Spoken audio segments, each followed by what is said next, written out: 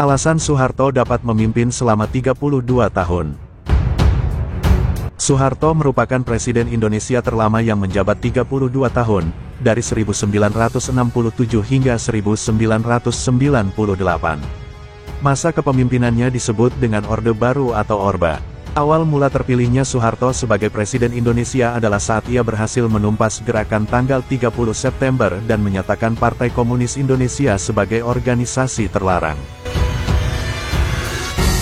Soeharto kemudian diberi mandat oleh Majelis Permusyawaratan Rakyat Sementara MPRS sebagai presiden pada tanggal 12 Maret tahun 1967, mengambil alih kepemimpinan dari Soekarno. Setelah periode pertama memimpin sebagai Presiden Indonesia, Soeharto kembali ditunjuk oleh MPR tahun 1973, 1978, 1983, 1988, 1993, dan 1998. Alasan Soeharto dapat memimpin selama 32 tahun. Terpilihnya Soeharto sebagai Presiden Indonesia selama 7 periode tentu bukanlah tanpa suatu alasan. Berikut beberapa alasan Soeharto bisa berkuasa selama 32 tahun. 1. Soeharto merupakan pemimpin yang mampu menjaga ketertiban dan menggiring Indonesia ke tingkat yang membanggakan. 2. Menjamin situasi yang stabil selama 32 tahun. 3. Terdapat sebuah pembangunan yang sangat masif di daerah Pulau Jawa karena dijadikan tempat suara. 4. Seluruh pegawai negeri diwajibkan untuk melakukan pemilihan terhadap partai golongan karya. 5. Seluruh organisasi yang dimana bersifat agama memiliki potensi untuk menyerang pemerintah akan dibatasi, seperti Partai Persatuan Pembangunan. 6. Melakukan pengoreksian terhadap cara pemerintah yang dilakukan pada masa sebelumnya. 7. Menciptakan musuh besar, seperti Partai Komunis Indonesia.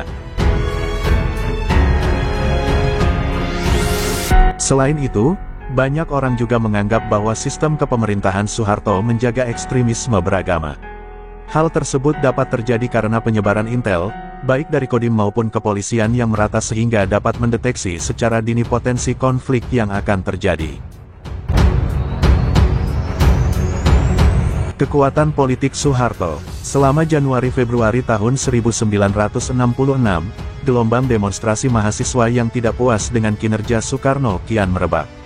Para demonstran ini mengajukan 3 tuntutan, yaitu bubarkan PKI beserta ormas-ormasnya, rombak Kabinet Dwikora, dan turunkan harga. Kekacauan pada saat itu berimbas hingga ke ranah sosial dan politik, di mana pemerintah tiba-tiba menerbitkan kebijakan menaikkan harga sembako hingga 300–500%. Soekarno yang semakin terdesak pun akhirnya menekan surat perintah tanggal 11 Maret tahun 1966 Supersemar. Sejak saat itu, kekuatan politik Soeharto semakin tidak tertanggulangi. Sebagai pengemban Supersemar, Soeharto perlahan-lahan menggerogoti kekuatan politik Soekarno. Kendati demikian, Soeharto telah memperbaiki banyak hal. Sehari setelah Supersemar ditekan, PKI beserta semua organisasi sayap kirinya dilikuidasi. Konfrontasi dengan Malaysia dihentikan dan Indonesia dibawa bergabung lagi dengan Perserikatan Bangsa-Bangsa PBB. Kemudian, kerjasama dengan International Monetary Fund IMF kembali terjalin. Pemerintah Soeharto juga berhasil menjadwal ulang pembayaran utang untuk meringankan beban keuangan negara. Undang-undang investasi baru yang lebih terbuka disahkan pada 1967 untuk menarik masuk modal asing.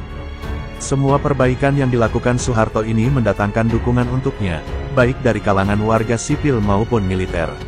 Oleh sebab itu, Soeharto dianggap mampu mengemban aspirasi mereka dan membuka jalan bagi rezim Orde Baru. Pembungkaman aktivis. Di masa awal Soeharto memonsolidasikan rezimnya, ia mendapat protes dari mahasiswa. Pada tanggal 15 Januari tahun 1974, Presiden Soeharto dan beberapa menteri bertemu dengan Perdana Menteri Jepang Kakue Tanaka di Istana Negara. Di saat yang bersamaan, ribuan orang yang sebagian besar terdiri dari mahasiswa dan pelajar SMA datang sembari melancarkan aksi protes. Mereka meneriakkan menentang terjadinya investasi Jepang yang masuk ke Indonesia. Atas komando Hariman Siregar, Ketua Dewan Mahasiswa Universitas Indonesia sekaligus pemimpin aksi massa saat itu, para mahasiswa melakukan long march dari kampus UI, Salemba, menuju Universitas Trisakti. Sejak saat itu, aksi unjuk rasa kian mengganas, sehingga peluru peringatan ditembakkan ke udara. Malam harinya, aparat keamanan mulai bertindak kasar. Polisi mengangkut sekitar 12 demonstran ke kantor polisi. Soeharto pun menyelesaikan kekacauan tersebut dengan tangan besinya. Sejumlah 750 aktivis mahasiswa dan cendekiawan dicinduk oleh aparat. Mereka adalah Hariman Siregar, yang dijatuhi hukuman penjara 6 tahun, Sejahrir, Yaptiam Hien, Mohtar Lubis, Rahman Toleng, dan Aini Khalid. Peristiwa pelik ini disebut tragedi Malari. Setelah peristiwa Malari, tahun 1997 sampai tahun 1998 juga terjadi kasus penculikan para aktivis. Selama periode 1997 per 1998, Komisi untuk Orang Hilang dan Korban Tindak Kekerasan mencatat 23 orang hilang. 9 orang dilepaskan, sedangkan 13 lainnya hingga saat ini masih dalam status hilang. Kasus penculikan ini dilakukan terhadap para aktivis pro-demokrasi yang terjadi menjelang pemilihan umum 1997.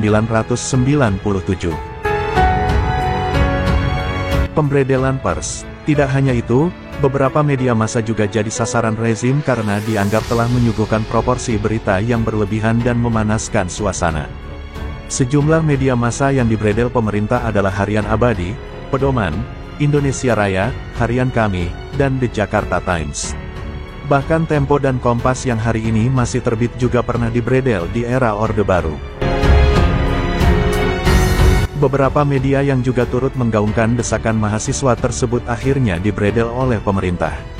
Laksamana Sudomo kemudian mengerahkan sejumlah pasukannya untuk menciduk sekitar 143 mahasiswa. Banyak di antara mereka yang diadili dan kemudian dijebloskan ke dalam penjara.